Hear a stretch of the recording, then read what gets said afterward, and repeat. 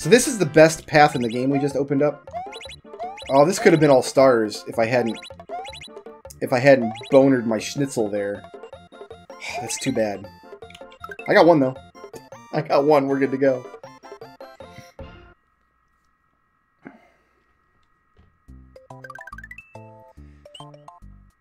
No, it's this level that has the worst path. Now let's get the secret exit of this level, which just means beat it fast. And you don't even have to be particularly fast. You just gotta be like, don't be asleep. And you'll get the, There's another Yoshi in here. It's fine. Oh, never mind. Because Yoshi doesn't despawn, so it turned into a 1-up. No more Yosh. I want to say it was his wife. She was a... Like, when you think of the typical, like, southern biddy, kind of, like, churchy gossip lady, like a Helen Lovejoy type, wow, I could not have done worse with that screen. I lost my Yoshi, I lost my reserve power-up, I fell in a hole. Nothing but net. That's kind of who this lady was. She was the stereotypical Helen Lovejoy lady. That wasn't her name, but I'm not going to say her name because I don't want to get sued for libel. If she's still alive, I have no idea. But she had nothing to do with the youth group. I think she didn't like kids. Like, she had this very children should be seen and not heard kind of policy. She was always the one who would, like, be complaining that kids were misbehaving when they weren't, kind of thing. I have a fun Christmas story that I can tell after this involving her. But there was one time, I don't have any idea, to this day I don't know why, but she sponsored a youth, like one of the kids' activities. Nobody has any idea why, and our youth group leaders at the time were like, this is the thing we're doing this Sunday for youth group. None of us wanted to do this. We all tried to make this not what we're doing for youth group this week. Just so you know. But, like, just grin and bear it and get through it. And here's what the activity was. And she thought this was a great idea. I want you to think about this. It's the 90s, we're all teenagers. Nobody has an MP3 player yet. Nobody has a cell phone. All of our music was on CDs that we bought with our money. Or our parents bought for us. But everybody had CD collections. And even though it was like a churchy youth group kind of thing, very few of our collections were actually like Christian music. Because Christian music, like, it tries to be hip, and like there's Christian hip hop and Christian rock, and it's all kind of just really try-hardy and lame. The activity she put together was, like, she thought, like, oh, there's all this great Christian music that the kids today would, of course, love. The only reason that these aren't the only CDs they listen to must be because they don't know that all this great Jesus music exists. In her mind, it's like there's no difference between Matchbox 20 or... God, why is that the only 90s band I can think of right now? Probably because that was one of my favorites in the 90s. I liked Matchbox 20 a lot.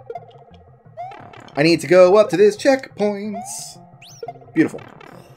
Like, in her mind, because she's so out of touch with the kids today, she thought, like, oh, there's not a difference between, like, the Christian rock and the actual popular music amongst teenagers.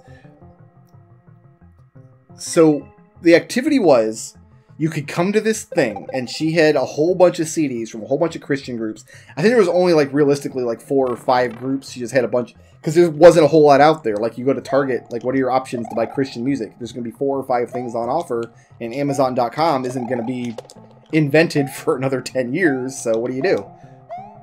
The thing is, you could trade one of your CDs from your collection, music that you had and you liked, and then she would give you one of the Christian-y CDs for free. Like a kind of like a kind of trade in your guns program, like get guns off the street, but with music. Like you trade in one of your devil CDs for one of the Christian CDs, and she thought it was a great idea. Like the only reason she could think of why the kids would listen to the Goo Goo Dolls or Metallica or R. Kelly? Was R. Kelly a thing then? This was before R. Kelly was like a big criminal pedophile man, I think. You know what? I'll bet I've got an R. Kelly CD from back then.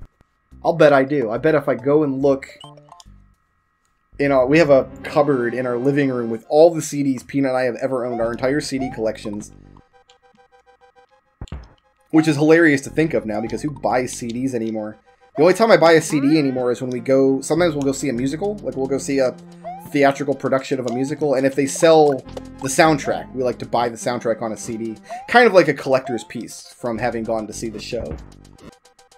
So if you have a musical that you're writing, and me and Peanut go to see it, the way to get us to... Oh, that mushroom. We just had to watch it go. There was nothing that could be done there. Yeah, if you want to filch us out of as much money as possible, make sure you offer a $20 program. I need water. Where's my water? Ah, delicious. And a $20 CD, because we'll buy both. We have no shame. So she held this this terrible idea, turn in your devil Satan music and get... God, I can't even name one of these Christian groups now. I want to say Puddle of Mud. Was Puddle of Mud a Christian group? I can't think of one. So we all had to go to this thing because we had youth group every Sunday after the main church service. We went to, like, I guess you'd call it Sunday school, but the youth group would meet after that. Like, you go to Sunday school and hear the Sunday school thing, and then you go to the youth group after that.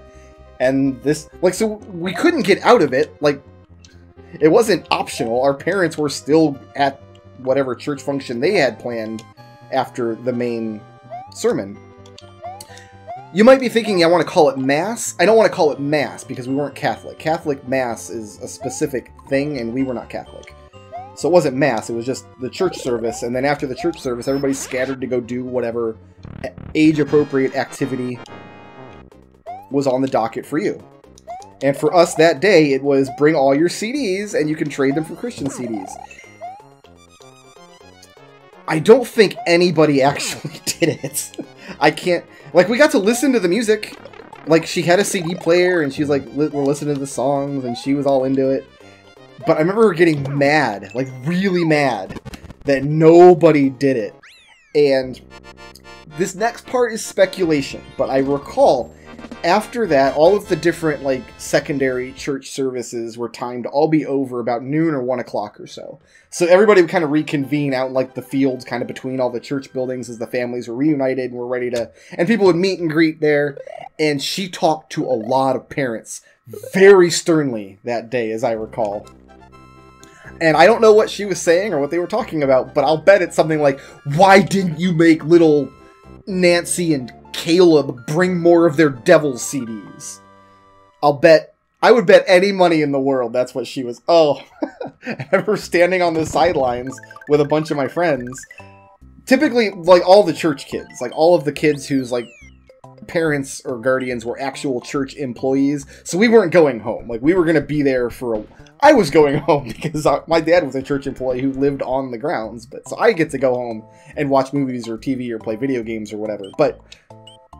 I remember it being, we're all just standing there laughing. It was so funny because she's so mad that she's talking specifically to people's parents. Like, oh yeah, he's talking to, like, John's parents now. Oh, it was so funny. I never liked Green Day. I was never a big fan of Green Day, the band. In my adult life, I've come to appreciate some of their music a little more. To the point where, like, there's a lot of Green Day songs that I recognize and enjoy now. Like, I would seek them out to listen to. But at that time, as a teenager, I never enjoyed Green Day.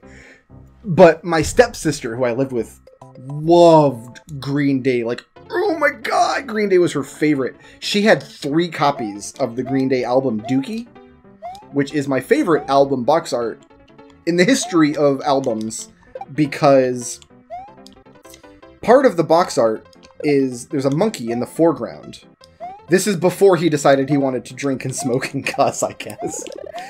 And he's holding a handful of poo, and there's a thought bubble over his head. Like, he looks very confused.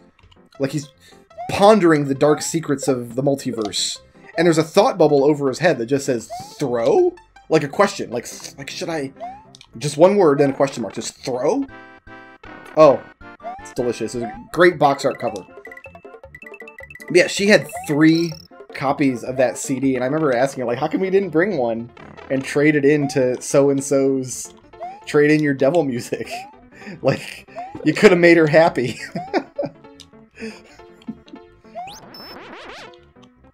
A lot of my albums at the time, like, I had some 90s music. That's actually my favorite kind of music, is 90s alternative rock. But Brickroad, you just said you don't like Green Day. I didn't say I was consistent. I really liked the Goo Goo Dolls. They're one of my favorites. Oh, we want to go under this. Not yet, though. To start with, we want to go up here. This is the bad path. Watch where this path goes. I like the Goo Goo Dolls. I like Matchbox 20. I like Everclear. In fact, I haven't done a karaoke video of like a song parody. I've only done 2 for the channel ever. I've got a 3rd one that's kind of in reserve that is going to necessitate I replay a game that I'm not really keen on replaying immediately. But it's of a Goo Goo Dolls song. They're one of my favorite bands from back in the day. Blessed Union of Souls, I remember really liking them. They sound like a Christian-y group, but they weren't. Alanis Morissette was one of my favorites. Absolute favorites. Jagged Little Pill is one of my favorite albums ever. But, in addition to that, most of the CDs I had were like video game soundtracks. I had the Mario Kart 64 soundtrack. I'm going in the hole. Bye, guys. I'll see you later. I had Mario Kart 64. Final Fantasy IV Celtic Moon is like an arranged soundtrack where they arranged much of the music from Final Fantasy IV in the style of like old traditional Celtic music. Excellent, excellent CD if you ever get the chance. I had a Xenogears one. These were expensive too, because you couldn't just buy them. There was no Amazon.com. You had to import them from like kind of maybe shady Japanese websites. I had a Chrono Trigger one. I had Final Fantasy V Dear Friends. What is it called? It was Dear Friends, right? I want to say. Or was that the name of the concert? And I had a couple of just actual soundtracks. Like I had... Actually, this one wasn't a Japanese one. This one was actually available in North America. I think through Nintendo Power, but it was a 4-disc album. It was just the soundtrack of Final Fantasy VI. But instead of calling it just the Final Fantasy VI OST, it was called Final Fantasy VI Kefka's Domain. And I had a lot of Disney soundtracks, a lot of movie soundtracks, but Disney especially. A fun Christmas story about this same lady. Let me think. Okay, so my friends and I were precocious. And like I said, our youth group at our church was a drama club. We'd do little plays and musical skits and things. And we had 2 Christmas productions that we did every year. Because the adults did like the major Christmas production, which the entertainment director guy... Again, I don't think he wrote any of these, but he would get the programs from somewhere, and it was his job to actually organize them, do the casting, do all the rehearsals, put everything together. But the youth group would typically have their own little thing on the side, but then we'd also have like a role to play in the big grown-up version. And our role in this one was just to be like the side chorus. Like in the sense of like a Shakespearean play, to be the chorus, to be the people on the side who just kind of sing, and we have little stage directions. Like we all move our arms in a particular way or move in a particular way. Nothing like really demanding. But one of the things we had to do one year was we had these little electronic candles that we had to light with. You flipped a switch and lit these up on a point, and then hold up at a particular point in the song. So the main crescendo of the song, if you're out there sitting in the audience, you'd hear the main crescendo of the song, and then you see all these little lights on stage coming from the unlit background where all the youth group kids were sitting. And the lights would get more intense, and then they would raise into the air, and it was a really cool effect. So they put the candles in a big box. We didn't get to rehearse with the adults. We rehearsed in a youth group, which was in the youth group building, which was a different building entirely from the main church where the production was put on. And we were over there, and on the way out, they had a big box filled with these electric candles, and you were supposed to take one. And for some reason, it was nobody's job to make sure that these kids took the electric candles. So the first night that we did the production, we forgot. We just forgot. So the Christmas thing ended, and we're all standing there, and we're like looking around like, oh snap, we all forgot our candles. What do we do? And what we did was just held our thumbs up instead. Is this bone graphic used anywhere else in Super Mario World? I actually don't know the answer to that question. It wouldn't surprise me if that's the only place you find it.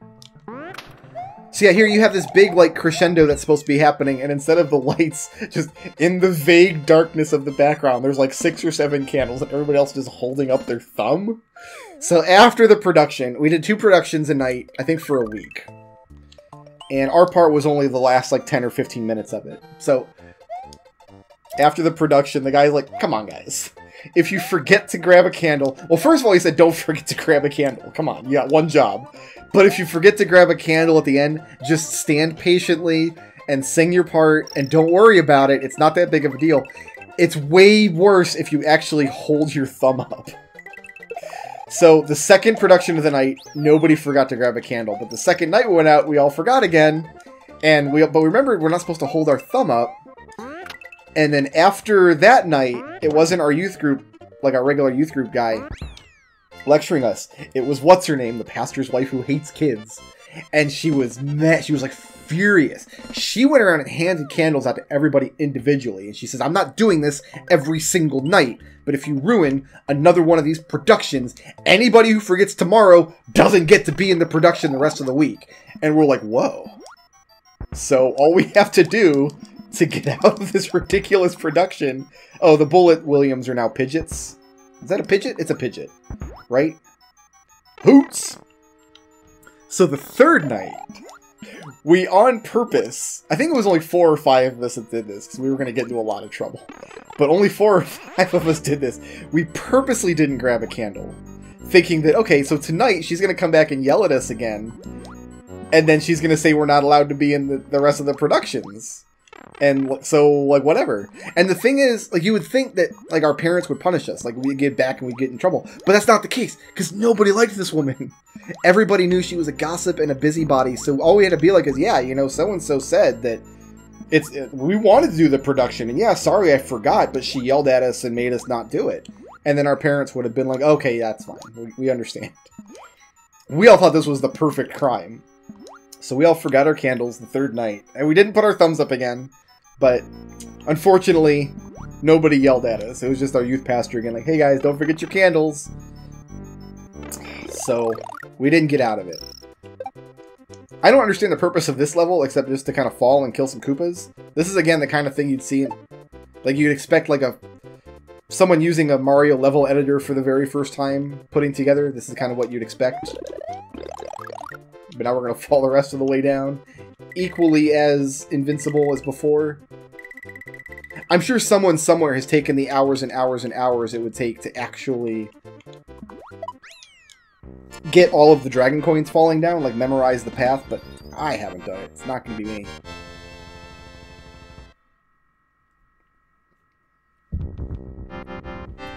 Uh-oh. Into the mouth of Bowser now. Shoutouts to Montezuma Mike for sponsoring this video. If you liked the video and want to see more, please tickle my thumb, leave a friendly comment, and then ring my little bell.